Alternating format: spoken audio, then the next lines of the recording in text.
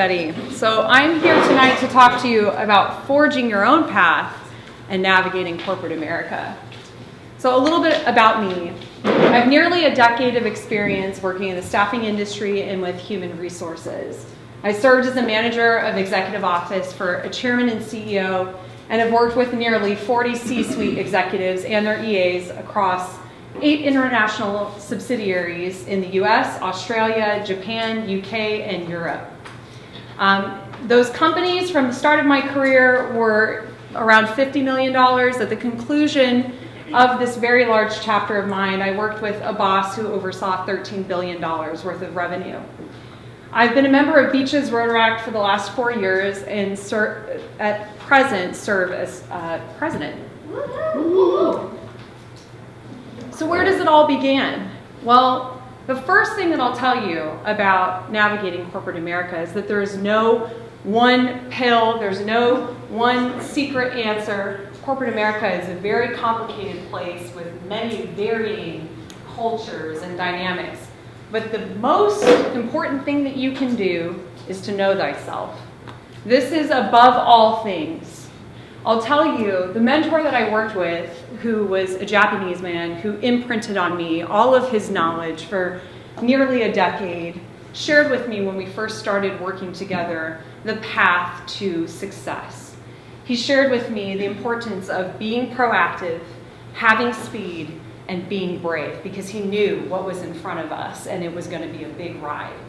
The company that I worked for out of Japan also coined the term, follow your heart.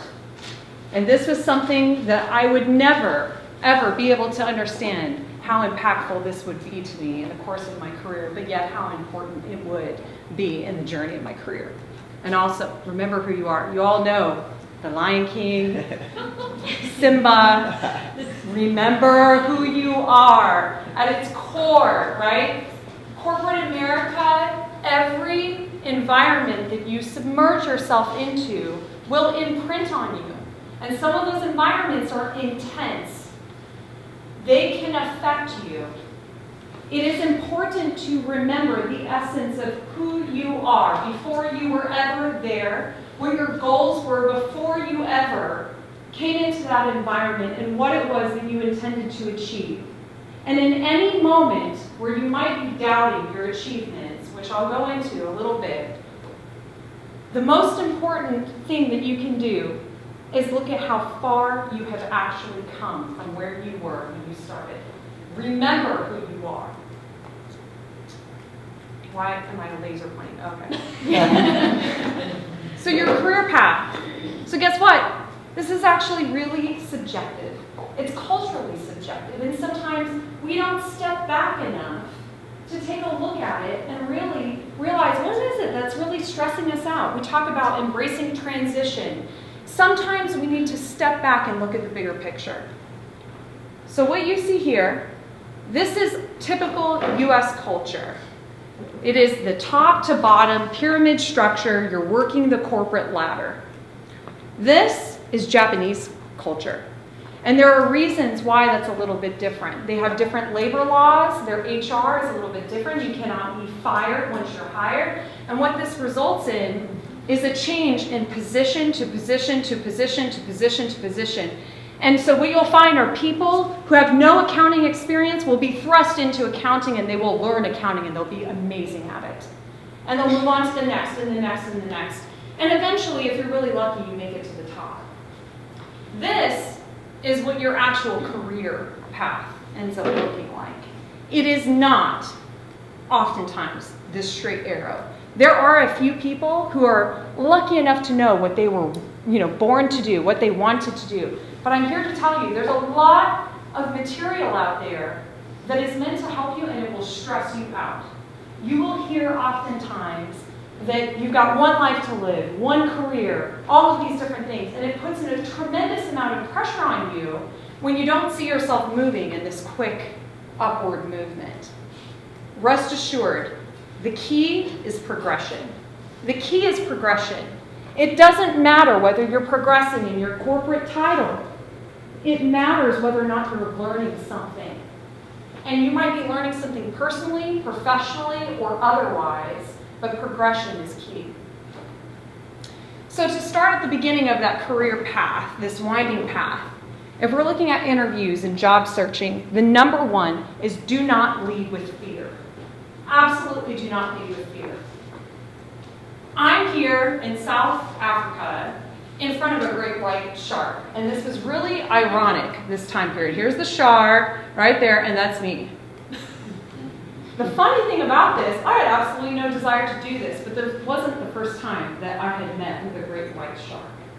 I met with them in my corporate career. I met with hostile people who didn't like that I was in the position that I was in at the time that I was in because I was too young and I was a girl and I was whatever they thought deemed me unreasonable to be sitting at the table. The important thing, and I realized this, when interviewing, was there was a major shift when you stop leading with fear.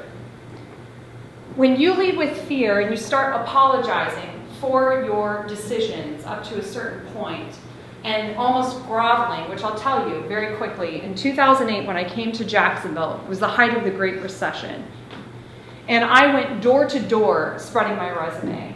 I was the first in my family to graduate college, and it was an incredibly important goal for me.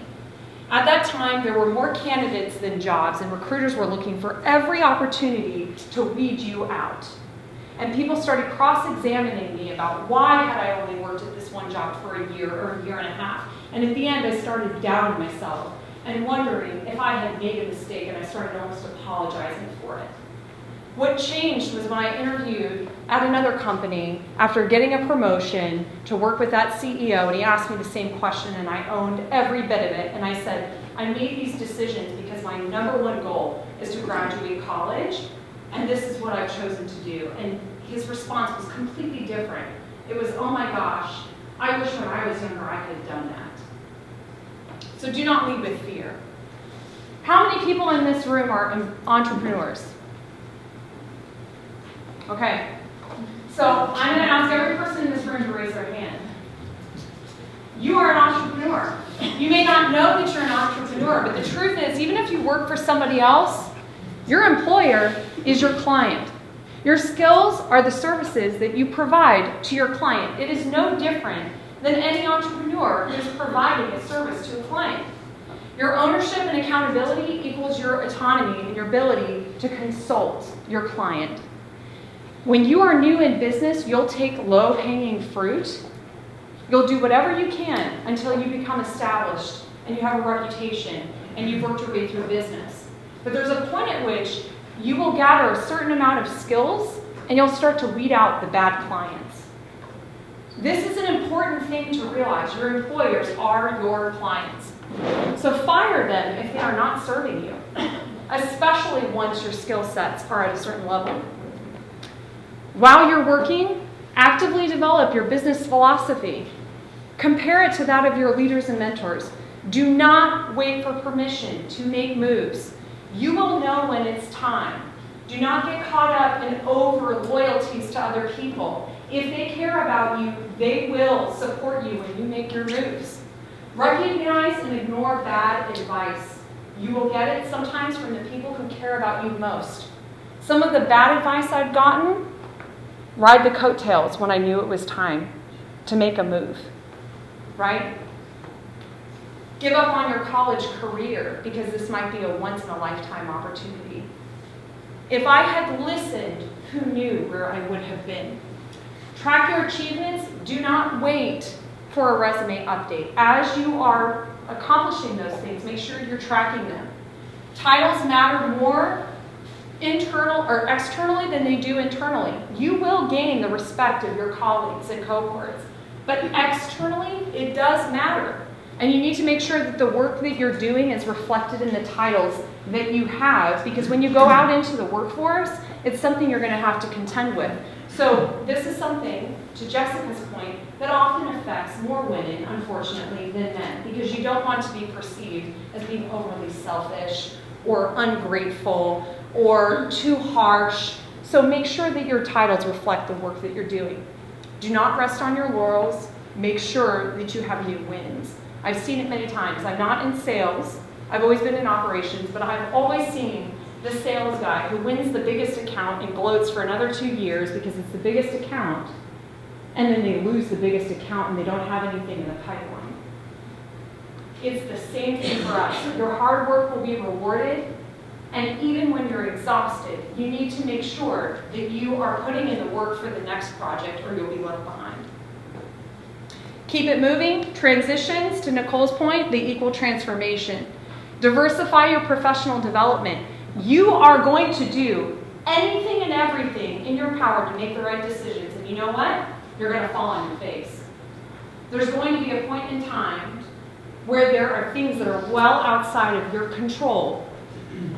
And you'll either get laid off, you could get fired, you could have a difference of opinion, but the most important thing is to diversify your professional development. And that's what Rotaract can do for you. It's what it did for me. Give back. This, I can say only above all things, give back.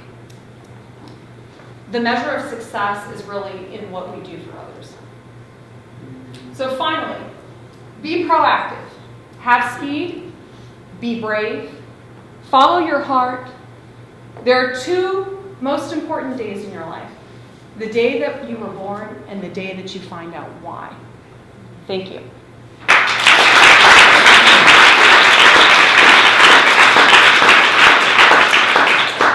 Any questions? You're like, no. What do you think has been, we learn through the highs and the lows. Personally, I feel like I learn best when it's a hard learned lesson, something that's really difficult. What do you think the largest challenge that you faced over the last 5 years, and how'd you ever had that kind of? So I think for me, and I sense that we have a lot of type A's in the room, if you're type A, right? Woo! Yes! So what happened for me was, you get committed to a certain identity, whatever it is that is your immediate goal of pursuit. And I think for me, in a corporate environment, one of the greatest challenges was committing all that I had to a certain identity, and when that particular thing came to an end, understanding who I was once it was all said and done.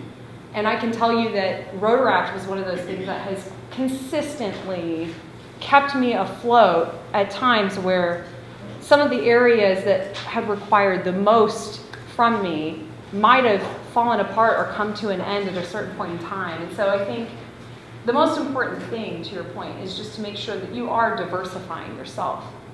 That way, when one thing comes to its inevitable end, you have new beginnings in another area. What do you want to be when you grow up? I don't know. And one of the things I would tell everybody is that that's an okay answer. What I do know, and I've known this since I was 16 years old, is I'm meant to do something big. Whatever that is meant to be, I've heard it in my head since I was 16 years old, I'm meant to do something big. How it comes to me, I don't know. But I embrace all of the transitions. And one of the things that I've learned as well is that when you step back, oftentimes from your career, I took a 6-month sabbatical in between transitions. A lot of people were really like, oh my gosh, you're really going to do that? Like, that's not like you at all. But people are going to project their own anxieties onto you, almost inevitably. And I'll tell every person here, we digest so much information. We all have the best intentions, but we digest a lot of information about career development and whatnot, and it can really get you very stressed out. And the truth is that if I were to stay with a corporation, with enough tenure, it would bite me in the butt if I wasn't confident when I went to the next job, because they would tell me, well, you only know this one place. But if I wasn't there long enough, they might be able to say the exact same thing. So I think the key is just embracing your own heart. Embrace your truth, your heart, your path, and who gives a damn? I mean, it's not fully appropriate, but my point is, do not allow corporate America and all of the made-up rules to dictate your life. Follow your own heart. Last. What's your why? What's my why? So I think that, for me, I grew up as what should have been a statistic. I was the oldest of 4 children from a single mom. We were on the poverty level. I'm talking less than $25,000 a year with 4 kids. No dads involved. And I remember going to college and finally making it. I went to the University of Maryland on a presidential scholarship, and I remember the sociology professor saying, you should not be graduating college if you're this person. And I remember saying, I'll be damned, I'll watch. You watch me, I'm going to make it happen, right? What I understood many years later was that I was somewhat of an outlier, and I really didn't fully appreciate the odds that were against me at that time. But I understood that with that comes a greater responsibility, because not all of us are endowed with that kind of head on your shoulders. And I would say that every person in this room, the fact that you're working and you choose to come to these meetings and you choose to give back to your community in your spare time, tells me and tells every person in this room that you're wired a little bit differently. And with that comes a greater responsibility for what we give back, because there's something we figured out that not everybody's figured out. And that is what my why is. That's what drives me, is I feel a responsibility. So that's it.